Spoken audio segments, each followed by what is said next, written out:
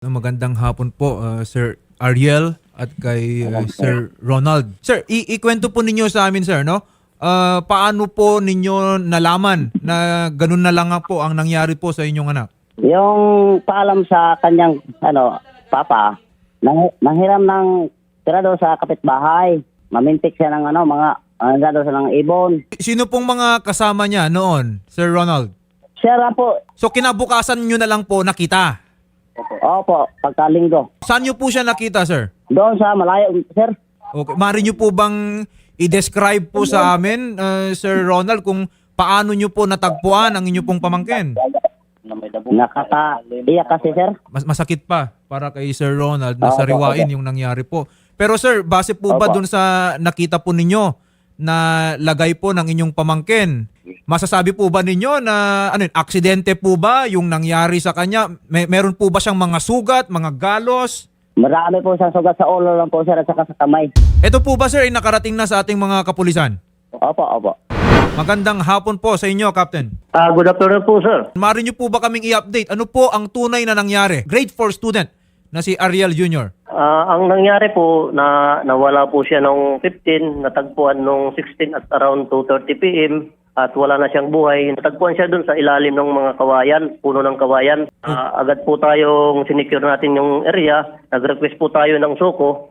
Pagdating ngayon ng suko, prinasis po nila, na laman po natin na may foul play po kasi may sugat siya sa ulo. Ang resulta po ng autopsy, yun nga po yung cause of death niya, yung sugat niya talaga sa ulo, sir, yung blunt.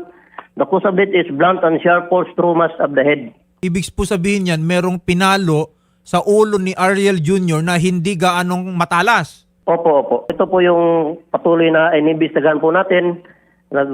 Gumagawa po tayo ng malalimang investigasyon kasi nga po, sir, wala tayong makita pang witness, wala pang lumilitaw kasi nga maulan ng araw na yon, Sabado, at saka hindi naman sila nakapag-report agad. Nung mag-report sila, kinabukasan na Linggo, hinanap, natagpuan, patay na yung bata.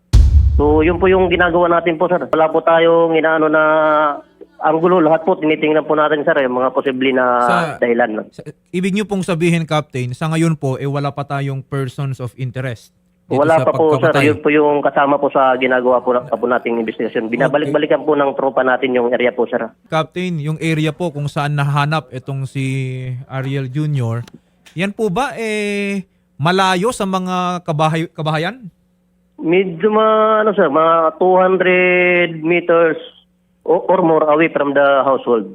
So wala po tayo na ma-identify na possible na huli niyang nakasama o di kaya mga tao na nariyan sa lugar na yan nung panahon na nangyari ito? Accordingly, sir, sa investigasyon natin, may mga bata na at around 1 p.m. ng November 15, may nakakita pa sa kanya. Yung kapitbahay niya, gusto niya nga sumama daw kasi maliligo yung mga bata. Pero hindi siya pinasama kasi baka daw siya pagalitan ng mga magulang. Yun po yung alleged na pulisyang nakita ng mga oras na yun.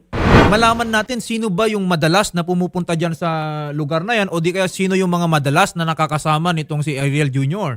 Yung madalas niya po kasama nung bata, yung mga kapwa niya rin bata, hindi niya nakasama ng panahon na yun kasi maulan. Yun yung kapatid nung mga maliligo sana.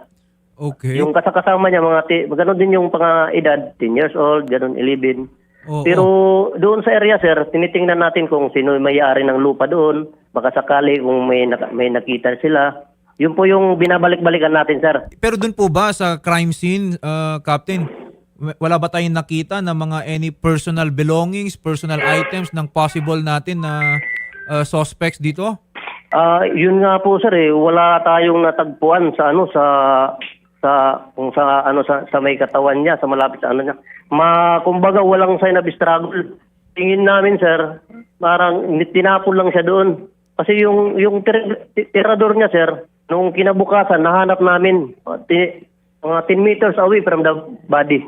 Merong anggulo na ito pong biktima natin dito, pinatay somewhere else, dyan lang siya itinapon.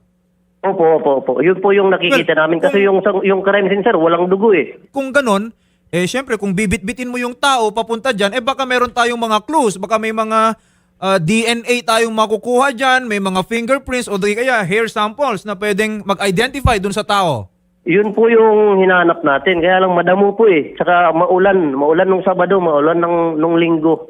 Kumbaga yung traces po sir, posibleng mawala. Maraming yung naghanap na tao, baka sakaling naapak-apakan na nila. Pero binabalik-balikan pa rin natin sir, baka ba sakaling mayroon talaga na naiwan pa na bakas. Gagawin namin ang lahat para mabigyan po ng hustisya yung biktima at yung pamilya niya. Wala po ba tayong nakita doon sa area? Ano kaya yung Wala ginamit po, pampalo sir, sa ulo niya? Wala po sir eh. Duda talaga, tinapon talaga siya sa doon sa kung saan siya natagpuan. Parang tinago lang siya doon sa lilim ng mga puno ng kawayan. Okay. Hoping siguro na walang ibang makakita doon sa Opo, katawan. Ang sa amin Opo. is masiguro na magiging malawak po ang ating investigasyon. Wala po tayong, hindi po tayo titigil na hanapin kung sino po yung may kagagawan nitong krimen po na ito. Opo sir, rest assured po sir, yun po yung kasalukuyang ginagawa namin at hindi po natin titigilan to hanggat hindi po natin na ibibigay yung hustisya sa pamilya. Maraming salamat po ha dito sa atensyon na ibinibigay natin dito sa kaso pong ito, Police Captain Ruel Sitoy. Opo sir. Maraming salamat po. Oo, i-monitor po namin from time to time, Captain. Opo sir. Magandang hapon po sa inyo, Mayor. Magandang hapon po. Mayor, ito nakakabahala. Itong nangyari po diyan sa area po ninyo. Ang Oo sa nga amin, po eh. ang sa amin lang po, Mayor, is sana i-monitor din po natin para itong insidente po na ito maiwasan at bukod pa diyan mapanagot sana kung sino man yung may kagagawan niyan. Opo, pinatutukan po namin kay Chief Sitoy yung kaso na ito. Kaya nag-ambag-ambag para mabigyan ng reward yung makapagsabi sino-sino ang mga nakita sa mga oras na yan dyan sa area na yan. Yung 10,000 sa tanggapan ko po, tapos yung merong 5,000 dyan sa Vice Mayor. Yes po. Saka merong 5,000 sa Barangay Captain ng Barangay Bunga. Then merong 10,000 para doon sa galing sa mga konsihal. Then merong 5,000 galing sa Provincial PNP and 5,000 galing dito sa Kabukgayan PNP. Nakausap na po ba ninyo yung pamilya nitong biktima? Opo, nakausap ko na po yung mother ni Ariel. Kasi nagpunta po sa opisina at nanghingi kasi siya ng assistant.